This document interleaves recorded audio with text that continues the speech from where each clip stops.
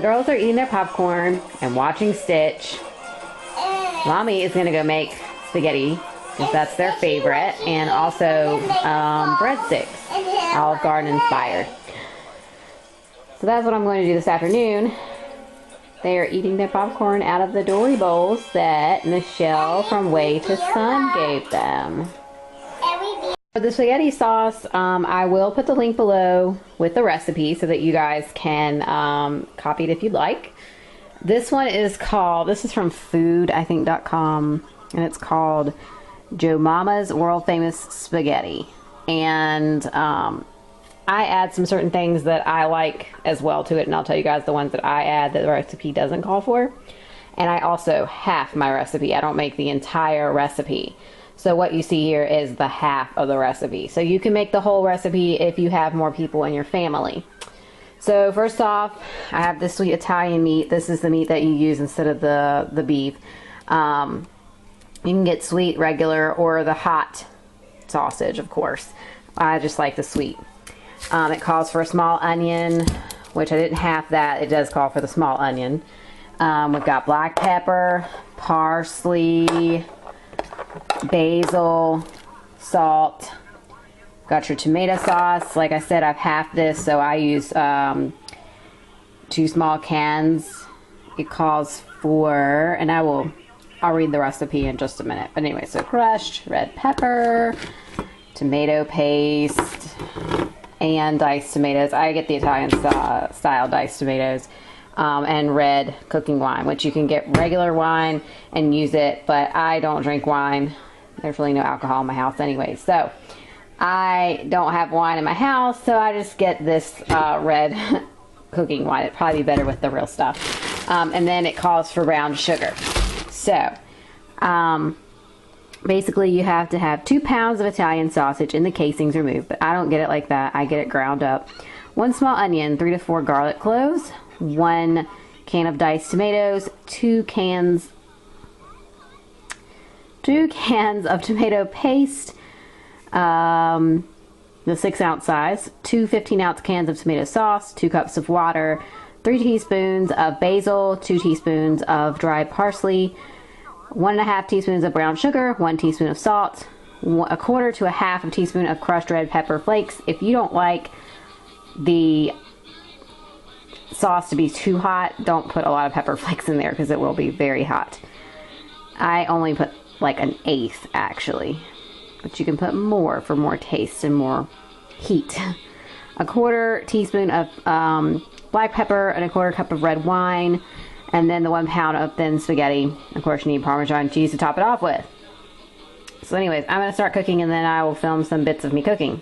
Now I am just cooking the Italian sausage and the onion together like the recipe calls for. I'm just browning this up. I like to make mine in tiny pieces. I don't like big chunks of meat in my spaghetti sauce, but of course you don't have to ground it up if you don't want it to be ground all up. I personally like it this way. I'm not like a huge meat fan anyway, so right now I am just cooking my sausage. So I will come back in just a minute and show you the next step. So in my big large pot here, I have added my garlic, tomatoes, tomato paste, tomato sauce, and water. And then next I'm going to add my browned sausage and onions here. So now I have added my sausage and my onions to this mixture here. I'm just going to stir this up, and then I'm going to start adding my seasonings. I really want to remind everybody to make sure you cook this on low, because if you don't, the sauce will splatter everywhere. I did get a small little burn on my wrist. I don't know if you can really see it on the camera. Right there, a little blister on my wrist from where it popped up and hit it. So just make sure you cook this on low. So I have added all of my seasonings: the basil, the parsley, the pepper, the crushed red pepper, the brown sugar, salt, which brown sugar I know is not a seasoning. Anyway, so I'm just going to stir that up inside of there.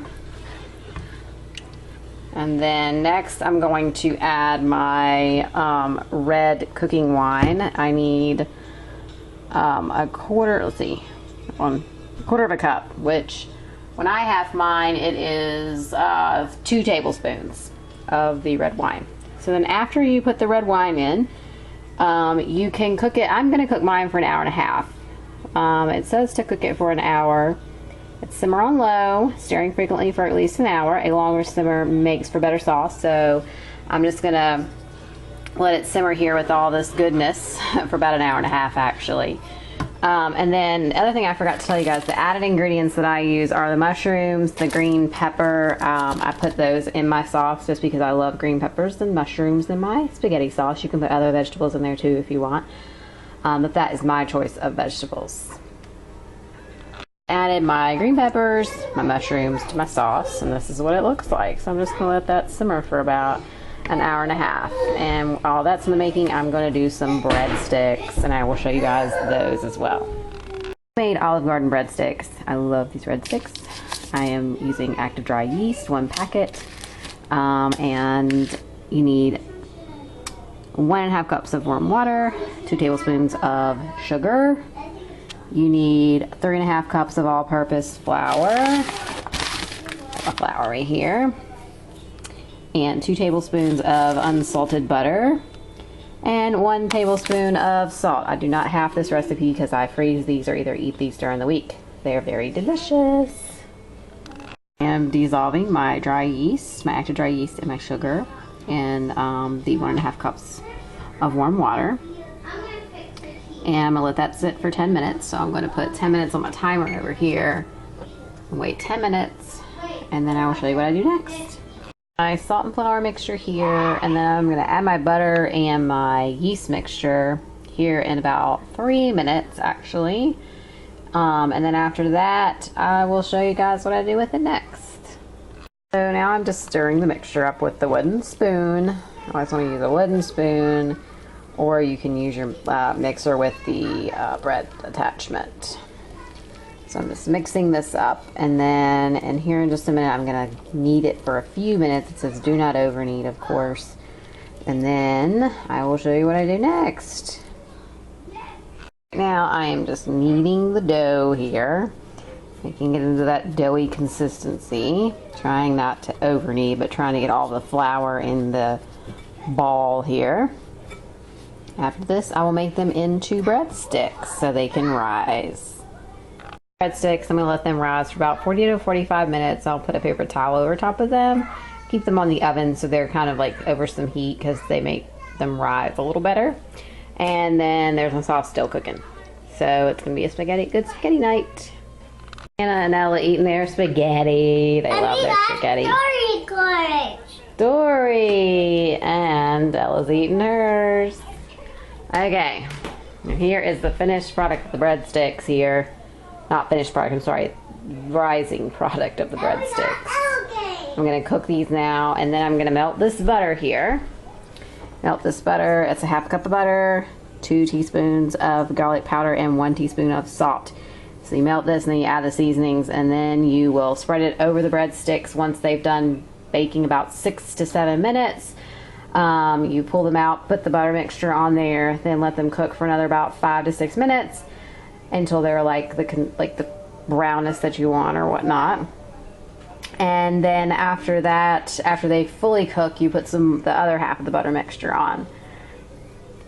Spread half the mixture on the breadsticks of the butter, and I will now put them in the oven for about 6 more minutes. And I love this thing. I used to not have one. I think I got this at Target. I can't remember now, but it is great for spreading butter on these breadsticks, and I got it just for that reason. It's the finished product of the breadsticks. I just spread the last of the butter on them, and they look delicious. Here's my sauce. Got my spaghetti noodles over there. The finished product. My spaghetti, my breadstick that I ate into. Anyways, thanks for watching.